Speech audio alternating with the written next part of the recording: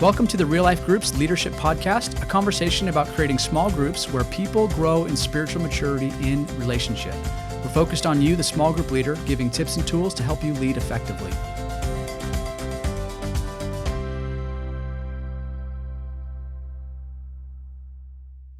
Well, I want to welcome you back to the Real Life Groups Leadership Podcast. My name is Chris Short. I'm your host, and we're kicking off season 2 in a real special way. Today, we've got Sharyl Williams, who happens to be a really important part of the show because she's typically behind the scenes, behind the camera. And she also, I'm going to let her talk about this in just a second, she helps manage Jim Putman's resources, real life resources, a variety of things. So super excited to have you on the show. And we have Derek and Heather Dalton, a married couple on our groups team at the Post Falls campus, helped out with groups in a lot of different ways. They were personal life group leaders for me and my wife for years, and now we get to team up. So really excited for our conversation today, which is on how to choose group resources and curriculum and how to use those together.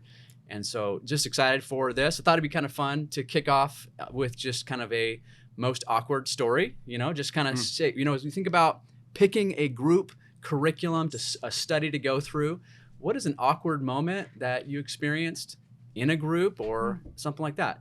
Well, speaking of marriages, what about the study we did? Honey? There's been a few awkward moments with us, but there was one time that we decided to do a marriage study. I think this was a group we were a part of.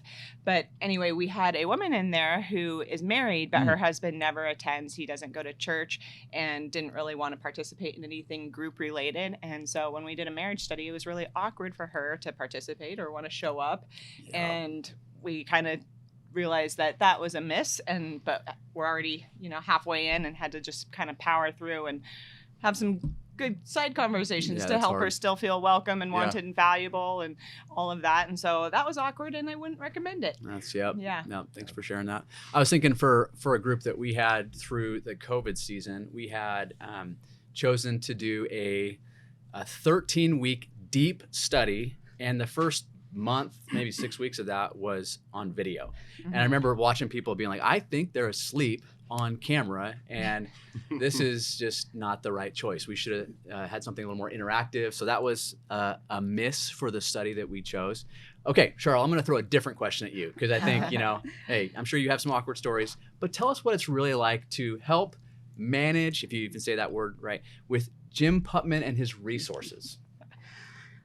Well, I actually kind of have an awkward story about that. Yeah, I call it the Instagram incident. Okay. And before I tell you about it, we need to invoke the guidelines that what's talked about in group stays in group. On the internet with everyone to see. And with our several hundred friends out there that are watching. So I post to Jim's social media accounts, and there was this one time when I was doing an Instagram update, I thought to my own account, but I posted it under Jim's name. Oh, good. Yeah. And I was talking about how I had just cried all of my makeup off watching Downton Abbey. Oh. And so I put that on Jim's account, and then I went off to home group.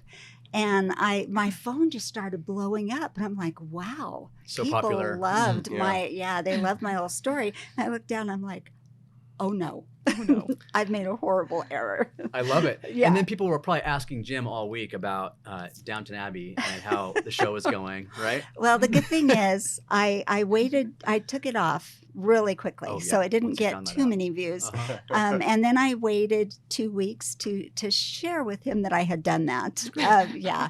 And when I did share it with him, he was very, very grace-filled. He was very, very good about it and didn't get after me at all. But I know. That's I know. Our senior I gotta pastor. say. Mm-hmm. Yep. I love that. A quick little aside on Downton Abbey. My mother-in-law loves it, but I love to correct her when she says it, and I love to say it's actually pronounced Downtown Abbey, and she gets mad every time. So just a fun. I don't think that's accurate. It's pronounced downtown. No. Agree to disagree. The fans hate that.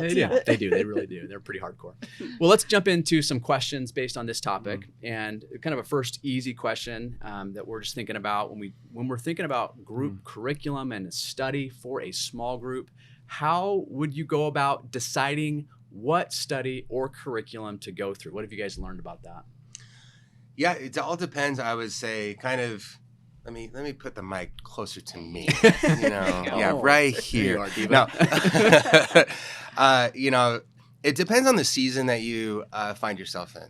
So looking at each season that you're in your life group is really important on finding that curriculum, and then also who's in your life group.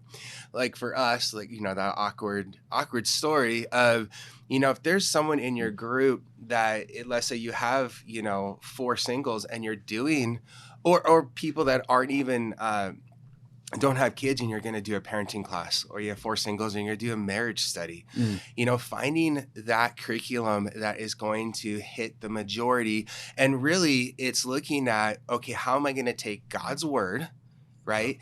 And help impress it upon the people I'm leading, I'm shepherding. Yep. And so there's an important piece, I would say, seasonally, of how do you look at picking that curriculum.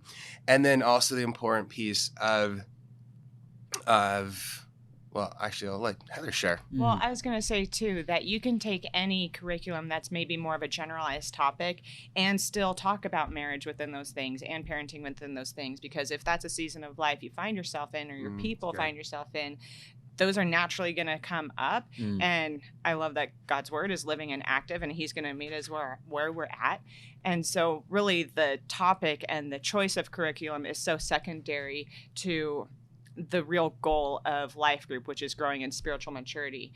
And so it's, as leaders, we want to be looking at what do the people in your group need the most. And it can be a lot less topic driven and a lot more, I would say, depth driven in God's word.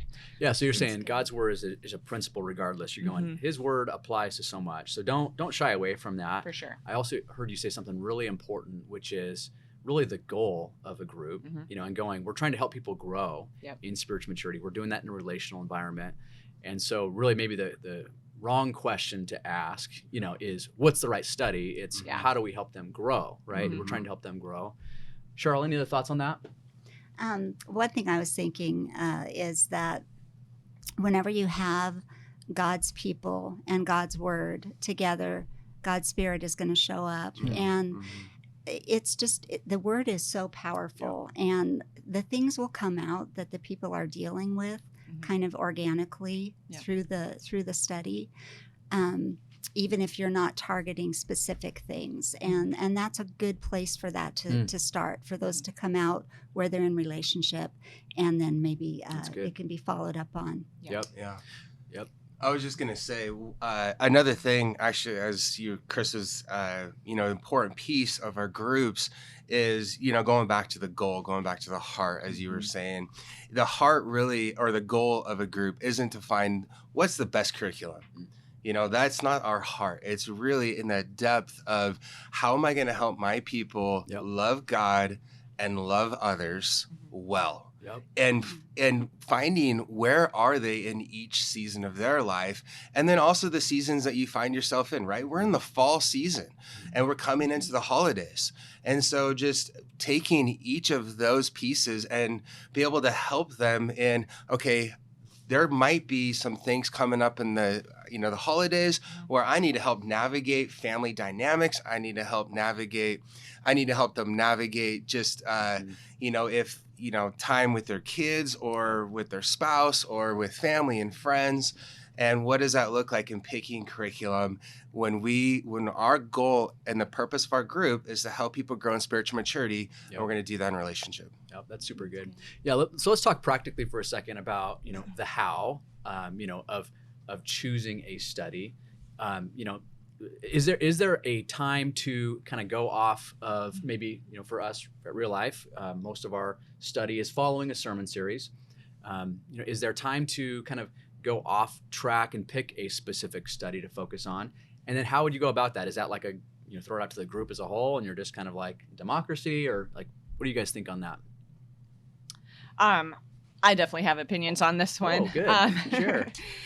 Yeah, our group, as leaders, you guys are leaders for a reason. It's because, as a church, we've seen that quality in you and we trust your leadership. And, life group is not actually a democracy. And so we've actually seen it not go super well in the past when leaders will put it out to the group and say, what do you guys want to do? And then they take a vote. Because somebody's opinion is usually going to get hurt in that environment. And that's not always the best way to do it. However, for my husband and I, we lead a life group, and we think we have our own ideas of what we think would be most beneficial for the group and where they're at spiritually. But then we'll also maybe ask some people on the side, have like a private conversation and just say, hey, what are you looking for? What would you love during this time? And we can even do that with anybody, like everybody in the group. But then we're not doing that all together as a group and feelings are getting hurt. It's the side conversation and it's a little bit easier. So you're praying about some of here's what we're seeing from our group, where we're going to go. Yeah. And so asking them what would they like to study personally, but then having that conversation happen on the side, almost protects our leadership a little bit, but then it gives us a better context. And having that roundtable discussion in your group, it's really easy to get people to jump on board to your idea, but maybe that's not how they're really feeling too. Yeah. And so you get more of a raw answer out of them. And I think that helps in the end just guide the direction of the group.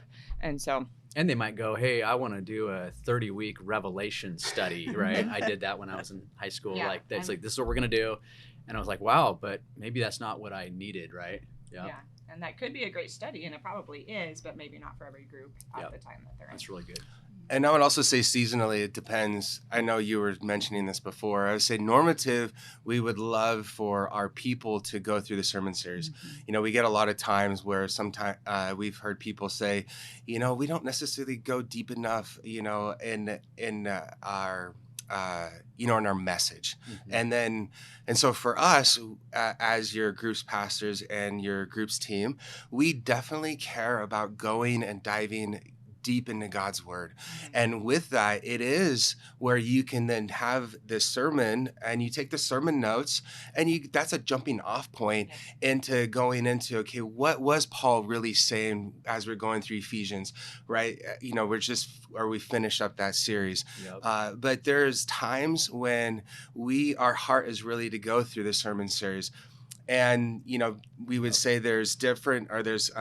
we have place markers where, as a groups team, we want most of our groups to go through, every time that we start in September, go through the sermon series. We want to do that as a whole, as we see God leading us in this direction. And then taking each season as it comes, and then allowing also for those breaks. So if you do, you can kind of see each season in kind of these 8-week chunks. Not that you have to do an 8-week study. You can do a 3-week or 4-week study and in between, but that you take these 8-week chunks, you go through if it's a curriculum, and then take some time to have fun.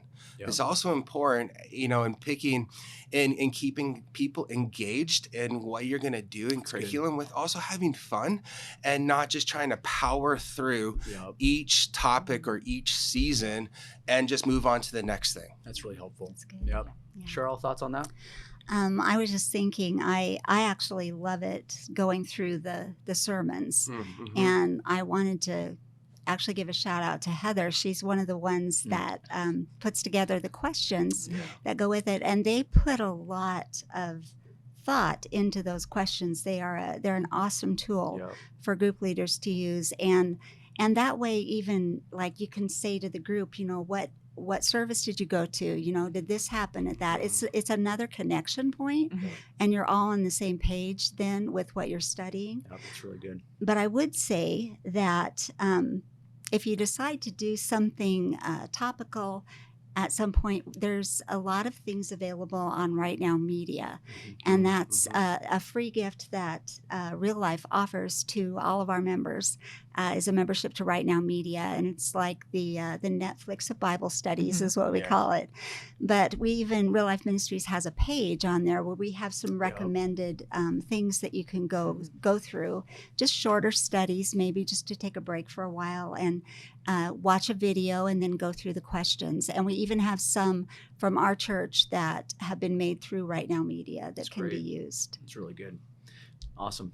Well, let's talk a little bit about some of the resources, some of the ingredients, we'll call them, for what makes a great study. Because again, there's lots of choices out there. And I think probably the dilemma is there's almost too many choices nowadays. it's like, hey, you could just open Google and it's like, hey, here's everything. So what would a group leader, be thinking about? What are some of the principles of a well-rounded study that you're going to go through? Yeah, and I wanted to actually address, from Right Now Media, also, Yep. as you were saying, as you Google, please, leaders, come talk to us. Come talk to either your group's pastor, your women's discipleship leader, or even your, I would say, talk to your coach. There's a lot of different curriculum sets out there. There's some that are super beneficial, and there's some that I'll just say it, they're heresy. Please just don't go and just pick and choose, different curriculum that you find, on the internet, and come talk to us. We definitely have a lot of resources. Charles put, so many resources together to help. We want to help equip you guys with really good curriculum. And then also just forgot my train of thought.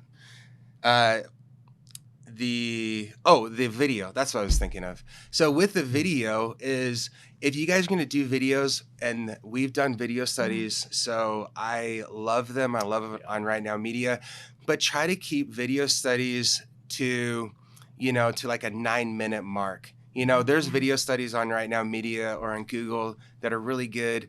And if they go to 40, 45 minute, it really kind of takes most of the group time. And it goes into I would say the recipe, and can start affecting where we go. How does the curriculum now affect the group in a negative way? And that is where, if it's a video where you're not really discussing or opening up what is happening, like how are people taking not only the message, but also, God's word and internalizing it.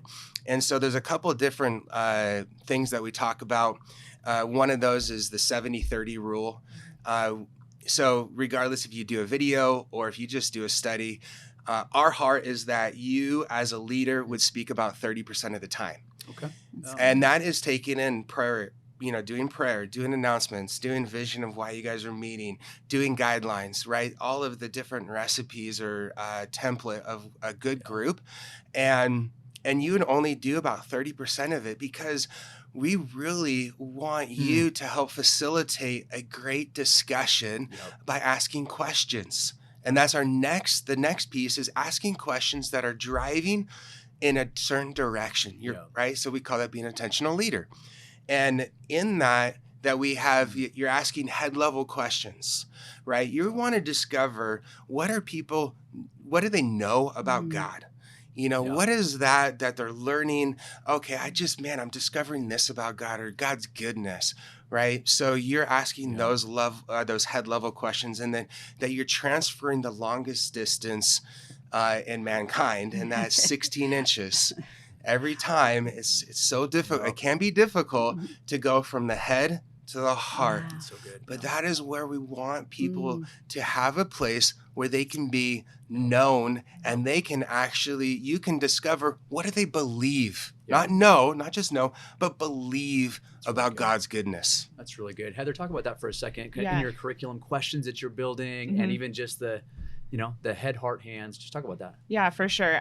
Just to jump off of that even is, one of the biggest reasons why all of our curriculum is that we want it to be question driven is because that's where self-discovery comes in. Great. It's actually really easy to hide behind a really heavy curriculum and the text and the homework. And if it's all just this knowledge head level, like, yes, there's a place and time to go into that deep dive study. But if you're removing that personal aspect of how it applies to you and what it really means in your life, then that's that doesn't create the same level of vulnerability and growth and life change. That's something where it's a little more applicable. Really and good. So with that 70-30 rule, it's creating that space for your members in your group to be able to speak out what they believe. Because a lot of times we don't even realize what we believe, or maybe some lies that we believe, or and then when we're able to speak it out, it's like, wow, that actually sounded kind of dumb. I didn't realize I was holding on to that or believing that. I don't actually believe that. Yeah, and they don't even need, they don't need other people to be like, that was dumb. But it's when we're able to speak it out and then hear it back with our own ears. It's that regurgitating and being able to just process out the things that that we've been going through or reading or God's Yeah. just been doing in your life. Yep. And with our sermon questions, we've always tried to be really intentional of starting out with more of those head level Yep. questions, like what is the text saying? What does the word mean? Mhm. And then moving to the heart of just, okay, what does this mean for me? And then moving on to the hand level questions of, Yeah. okay, now how am I going to apply this to our life? So it's taking the knowledge, Yep. making it personal, and then applying it to our life. And so you'll always notice that progression in our sermon questions at the end So of your good. sermon notes, Yeah. that's the flow and the intent of how we're leading our Love it. group. And That's super helpful. Yeah, because I think, a lot of group studies, you can just go, hey, this is my answer. This is the here's my secret sauce is I'm going to go through this study. Yeah. And really, like you're saying, we're trying to help people grow. We're trying to help them discover through questions. We're trying to take them on a journey. I was thinking, Sharyl, we had a conversation of just, kind of a cool analogy that really fits in with this whole discussion. yeah. I'd love you to share just kind of how that fits in. Yeah, okay. First of all, though, I wanted to comment that as you guys are talking, I'm thinking that is exactly what Jesus did. That's Yes, exactly what he exactly. modeled for Really us. good. And that is also discipleship, is we Mhm. find out where our people are Yep. by asking those questions. Mhm. But yeah, I have an author that I listened to, Vanessa Van Edwards, and she was talking about content, and she had a really great analogy of multivitamin versus painkiller. And she said that we all need vitamins. Yeah. We know we need them. They're proactive. They will improve our health in the long run. We all know we need them, but we still have to be reminded to take them. When we're not feeling well, if we have a headache, nobody needs to remind us to take Totally. an Advil. Yeah. It's like that's all you can think about. And how that relates to this, as I'm thinking through it, is a lot of times in our groups, we're giving vitamins. These are things for living a holy life, getting closer to Jesus, getting closer to others. But sometimes we have people that are struggling with pain and they can't think about vitamins right now. Yep. And one thing about our resource website, realliferesources.org, shameless plug. Yeah. No, it's fine. Please use it. Yes. That is something that our leaders have put together because they are dedicated to equipping our people. And there are a lot of things in there that would be good for painkiller situations. Yep. We have things in there about gender identity issues. We have marriage struggles. We have young adult dating. How do you go about dating? Things that parents would love to get in there and read to help them as they're working through some of these struggles, in their home, in their life, that we would call painkiller issues. So that's a resource that I really hope you leaders will get out there and just dig into. And I'll put with the notes for this too, I'll put some of the links and kind of a list of some of the things we have. I'm so grateful that you came on this side of the camera to share that this time. I know, it's so good. Super helpful. It's kind of coerced. I think. Actually, that thinking of painkiller actually reminds. It's so hard to speak sometimes. I speak for a living, and I'm like, so Talking is thank you hard. for everyone out there for bearing with me. No, it just reminds me of something that we did, kind of a unique way of looking at not only curriculum, but a uniqueness of sometimes where you can find yourself in a group. Now, a couple seasons ago, we were just going through some difficult situations, from marriages just to difficulty with people, just some of the things going on in their lives, people in our group, in our personal life group. And so what we decided to do after just praying about it, seeking some wise counsel, we decided to do breakouts. So if you don't know what a breakout is, it's where you take the women in your life group and the men in your life group. Yep. And you guys separate for, you could do the whole time, you could do for prayer.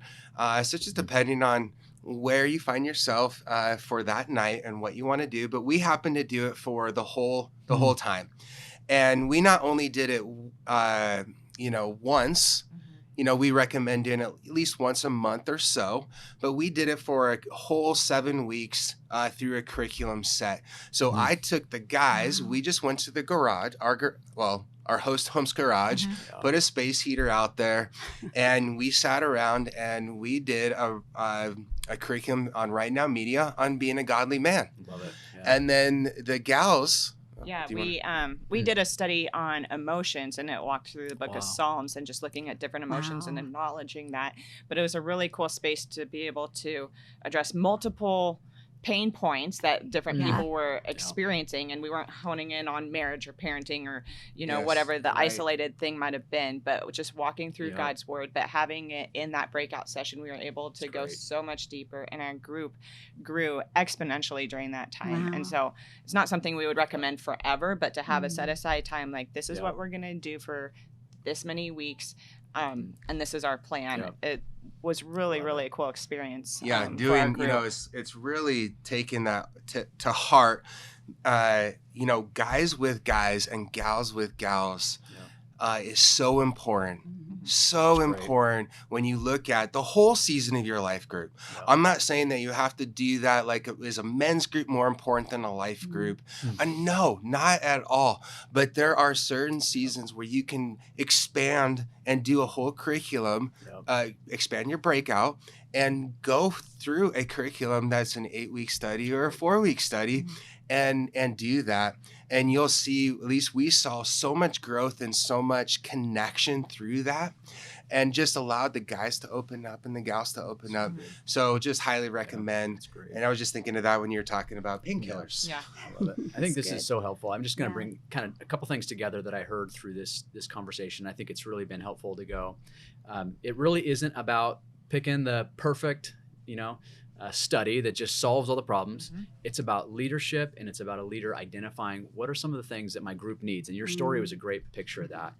And sometimes it's like, hey, there's a felt need, the painkiller, that they have to be able to, to draw them in. But we know ultimately they need to have health. They need to have the vitamins. They need to have, it's kind of this balance between being a leader that knows what our group needs. And I also want to shout out again, just make sure our leaders know and hear, we have a great resource in the Real Life Resources webpage that you put together, realliferesources.org. Peruse that, check that out. Again, go back to your groups team, your coach, all of our campuses have support. That's a value that we have. So making sure you have this community that's helping you with these things that you're looking at. Sermon notes, we have these resources that are just there all the time. But again, at the end of the day, we're trying to help our people grow, and that's what we get to play a part in. So thank you guys for being here today. Super helpful. Love the conversation, and I think this is going to be helpful for our leaders. A couple reminders as we kind of close today. One, realliferesources.org. That's the third or fourth time we've said that. Make sure you're checking that out. Go there. Go there.